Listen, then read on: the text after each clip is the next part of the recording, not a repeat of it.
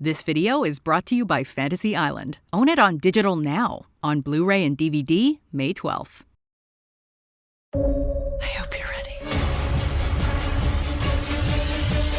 You got a great voice. Thank you. It's so weird to hear your voice because I watch it.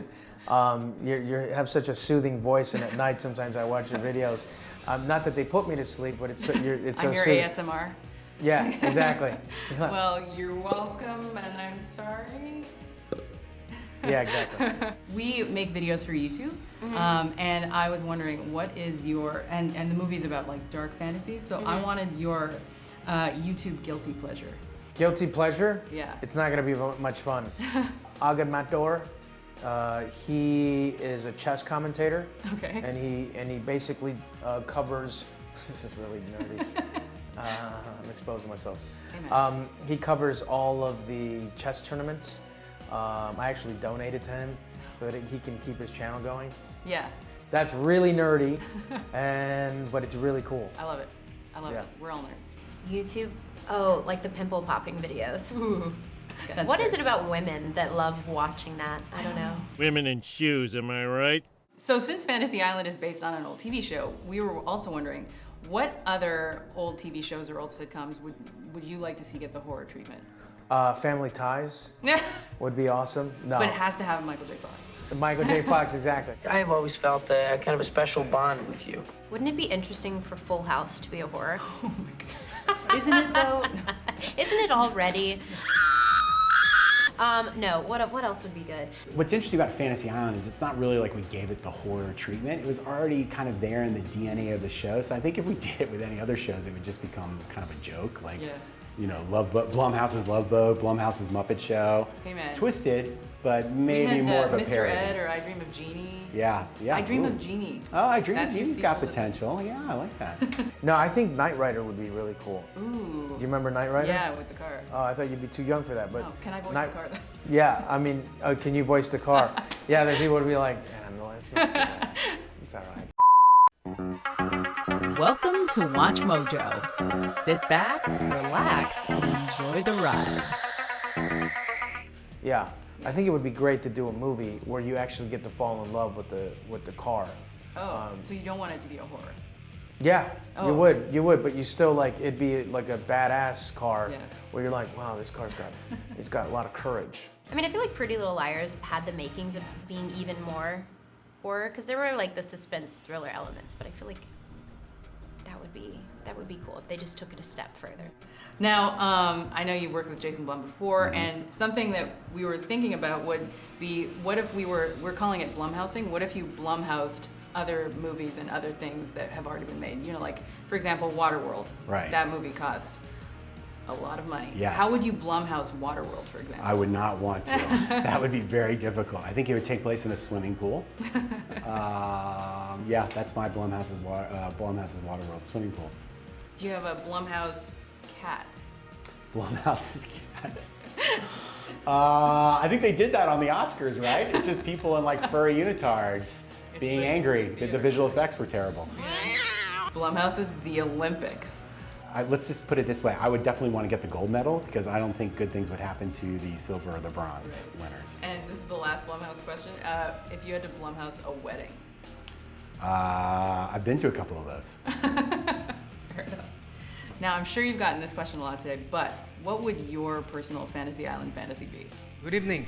I am Mr. Roarke, the ambassador to your deepest desires. Let me officially welcome you to Fantasy Island. I'd like to spend the third week of December in Fantasy Island with my mom. That's nice. Because she died when I was a kid. So like it would be awesome to spend like a week with her, you know, give it a little lowdown, you know, for her to remember everything, and then, you know, That'd be nice. spend a nice little week with my mom. I feel like the ones on the Fantasy Island we make, they all had some like depth and weight to them. Like they really wanted to rewrite their past. What if your fantasy involves a person from your life? Holograms, like Tupac. What if it's somebody who died? Tupac.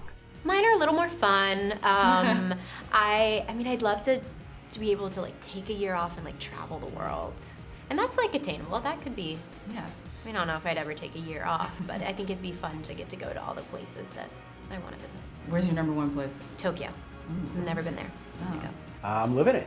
I get to make movies with great actors and millions of people see them. I wouldn't ask for more. Although I'm worried that this is going to turn dark at some point, like Fantasy Island. How would it go? I don't Careful know. what you wish for. Yeah. Do you have a vacation horror story that you wouldn't want to relive? I remember, I forget how old I was. Young. I had to have been like 6 or 7. Do you remember Hurricane Andrew? Yeah.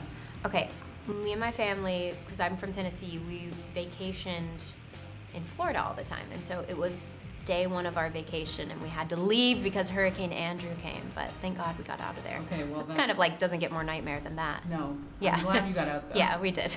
I read that you're a fan of horror and Yes. actually saw The Exorcist at the age of 7. I know, what's wrong with me? More so like, I think I was at my grandmother's, she let me watch it and started young. Yeah. Yeah. Now, you were also briefly in Scream 4, and I was wondering if there are any other horror franchises that you'd love to be a part of. Ooh, I always loved like the Saw movies. I think those are really fun, like the Paranormal Activity movies. Yeah. Which is also Blumhouse. Top 10 indie horror movies of all time. What would you want to put on that list? Oh, it's so hard to say. I mean, like what is an indie film and what isn't, right? Yeah. That's super tough. I mean, I loved It Follows, Hereditary, Insidious, but is The Conjuring an indie horror movie? I mean, it's hard to say, you know. And there's so many classics too. The Shining. I don't really remember how that was made. Jaws was obviously Universal, so I don't think you can call that indie horror. What's your #1 horror movie that you don't think enough people have heard about? Ooh, that is a very good question. I would probably say, I mean, look, we've heard of it, but it's very industry-centric. I would say It Follows really should have had a bigger audience. Like, I think it should have gotten more attention than it did because I thought it was a really well-done film. So I wanted to ask you, what are your top 3, because we do top 10, so what's your top 3 rules for surviving a horror movie? Don't be alone. I don't know why everyone craves to be alone. People are always going like down into basements. Like, don't go in the basement. If Jason Blum is involved, it's not going to go well for you. You should do a whole top 10. We probably have, actually. Yeah. And on that note, Yeah. bye. Thank you so much. Thank you. Thank you very much. Thank you so much. Pleasure. Nice meeting you. Thank you so much. Awesome. This video is brought to you by Fantasy Island. Own it on digital now, on Blu-ray and DVD, May 12th.